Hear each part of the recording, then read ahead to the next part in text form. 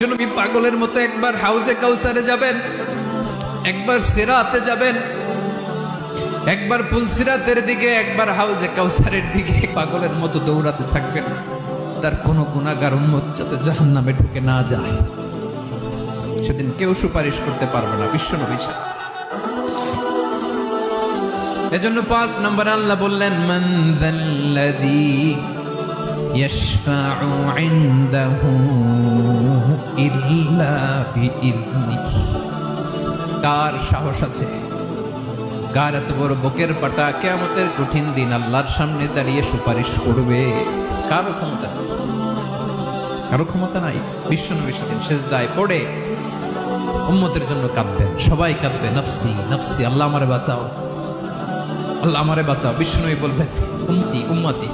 বিশ্বনবী আমার জন্য কাঁদবেন, আপনার জন্য কাঁদবেন।